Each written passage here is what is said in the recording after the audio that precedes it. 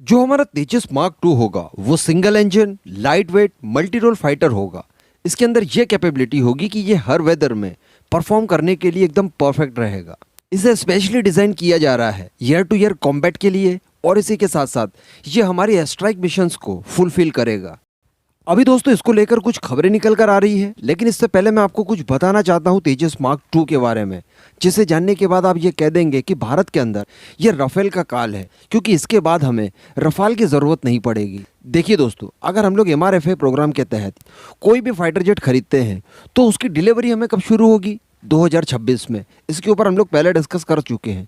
मैंने आपको ये भी बताया था एक वीडियो में कि अगर हम लोग 114 की संख्या में टेक्नोलॉजी ट्रांसफ़र के साथ रफाल 4.5 जनरेशन का खरीदते हैं तो वो हमें अप्रॉक्स $25 बिलियन तक की कीमत में पड़ेगा, जो कि भारत के लिए पॉसिबल ही नहीं है फिलहाल, तो बहुत महंगा है ये। और फिर ये जो 20 साल सर्विस देंगे, इस दौरान मेंटेनेंस, इनके वेपन्स और इसी के साथ साथ इनके स्पेयर पार्ट्स ये बहुत महंगे पड़ जाएंगे। इसके बजाय हमें तेजस मार्क टू के लिए वेट करना चाहिए। और मैं आपको बता दूं कि तेजस मार्क टू भी MRFA प्रोग्राम के साथ ही साथ चल सकता है। देखिए 2026 में हमें पहला डिलीवर्ड होगा अगर MRFA हम लोग करते हैं तो आप मेरा यकीन मानिए कि तेजस मार्क टू भी हमें 2026 में डिलीवर्ड होने वाला है, क्योंकि 2025 में तेजस मार्क टू अपने मास प्रोडक्शन में एंट्री कर देगा। जी हाँ, मैंने आपको कल ही एक वीडियो बनाकर बताया था कि Tejas mark two critical design review से गुजर रहा है और दिसंबर 2021 तक ये कंप्लीट हो जाएगा। उसके बाद इसकी टेस्टिंग वगैरह होगी। 2023 में ये अपनी फर्स्ट फ्लाइट लेगा और कुछ साल टेस्टिंग चलने के बाद 2025 में फाइनली मास प्रोडक्शन के लिए इसे उतार दिया जाएगा।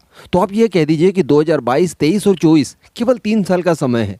उसके बाद इसका प्रोडक्शन शुरू हो जाएगा और थोड़ा सा फास्ट ट्रैक अगर हम लोग कर दें प्रोडक्शन को एटलीस्ट, तो ये और भी जल्दी काम हमारा हो सकता है। सबसे बड़ी बात, इनके इंडक्शन के बाद मेंटेनेंस की कोई भी दिक्कत इंडियन एयरफोर्स को नहीं जा सकती, क्योंकि सारी चीज़ें यहीं अवेलेबल होंगी। इसके स्पेयर पार्ट्स वगैरह भी यहीं अवेलेबल होंगे। इसके अंदर इस्तेमाल किए जाने वाले वेपन्स भी यही मिल सकते हैं। तो कुल मिलाकर आप ये कह सकते हैं कि इनकी सर्विस अवेलेबिलिटी इन सभी चीज़ों की वजह से बहुत हाई होगी, 80% के अबाउ जाएगी। मैं आपको बता दूं कि ये भी रफाल की तरह 4.5 जनरेशन का है, लेकिन इसकी टेक्नोलॉजी बहुत हाई फाई है। मैं आपको बता दूं कि इसमें मैक्सिमम चीज़ें ऐसी इस्तेमाल होने जा रही है जो कि F-22 रैप्टर में इस्तेमाल की जाती है। इसी के साथ साथ इसे कुछ ऐसा डिज़ाइन किया गया है कि ये पूरी तरह से स्टेल्थ तो नहीं है, लेकिन सेमी स्टेल्थ आप इसे कह सकते हैं। ये बहुत ही कम से कम रडार क्रॉस सेक्शन देगा, तो अल्टीमेटली दुश्मन के रडार सिस्टम भी इसे आसानी से पकड़ पाए ये पॉसिबल नहीं है। तो कुल मिलाकर आप ये कह सकते हैं कि ये हर लिहाज से भारत की एयरफोर्स के लिए परफेक्ट साबित होगा। बस अब देर ये है कि इंडियन एयरफोर्स की तरफ से ये ऑफिशियल डिक्लेरेशन कर दिया जाए कि जो हमें आने वाले समय के लिए 7 स्क्वाड्रन की संख्या में इनकी आवश्यकता है वो हम लोग तेजस मार्क टू से ही पूरी करेंगे, यानी 126 फाइटर्स के आसपास हमें ज़रूरत है इसकी।